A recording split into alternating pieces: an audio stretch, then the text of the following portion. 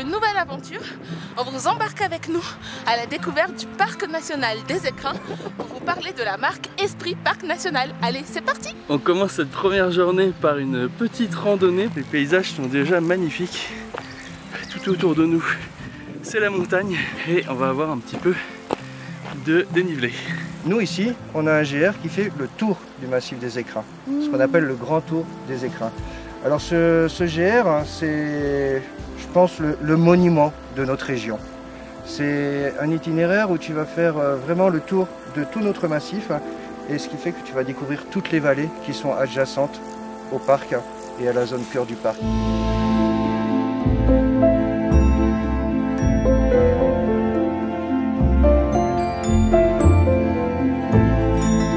On se trouve à l'entrée du cœur du parc, sachant que juste tout autour en fait il y a ce qu'on appelle une aire d'adhésion. Le cœur du parc, c'est la zone réglementée. Le principal objectif de ce territoire, c'est la protection. Et la zone d'adhésion, c'est la zone où les communes adhèrent à un projet de territoire sur 15 ans, ou comment on peut travailler avec ces communes-là pour développer le territoire au niveau agriculture, au niveau touristique, au niveau urbanisme, tout en pensant au développement durable de ce territoire.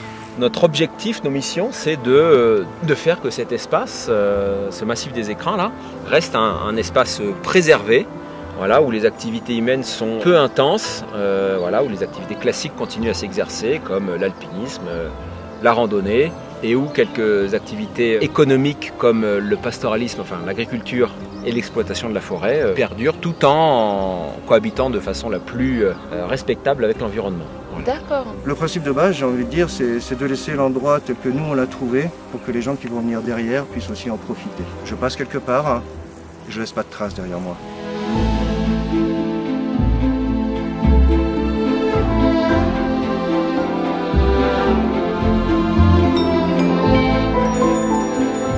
On est parti pour faire un tour dans le jardin du Lautaret. C'est pas un simple jardin en fait, ça a été créé en 1894 et depuis le début c'est aussi un endroit où il y a des chercheurs qui viennent et c'est un endroit où on retrouve 2000 espèces de plantes, des espèces locales mais aussi des espèces alpines du monde entier. Allez, on descend à la mine. C'est la première fois où on va aller visiter ce genre d'endroit et on a hâte.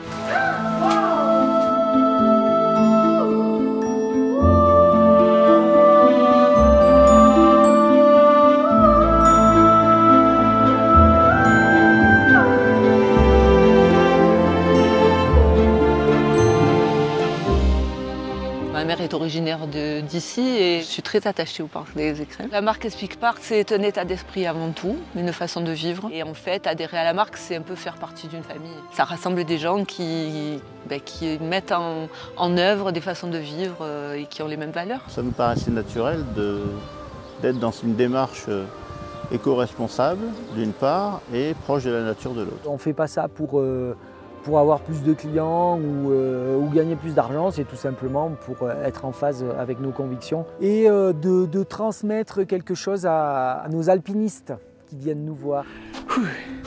Il y a le cœur qui bat à toute allure. C'est trop beau. Oh, c'est magnifique. Je suis trop émue. Oh là là. J'ai jamais vu quelque chose comme ça. C'est magnifique.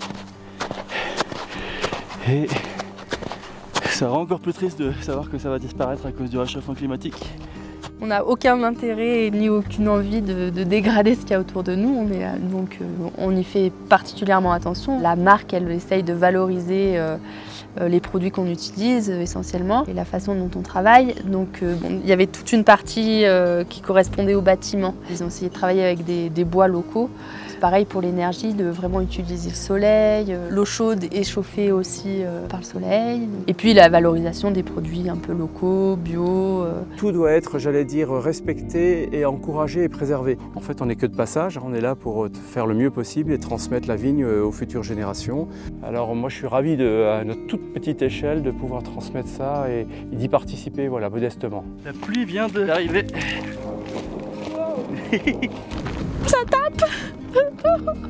On a de la chance, l'orage est reparti aussi vite qu'il était arrivé. La dernière montée, comme a dit Clément, c'est celle où on est prêt. Mais là pour l'instant on s'arrête pas. Non, pour l'instant on marche. On y va. On est bientôt arrivé au bout de la randonnée.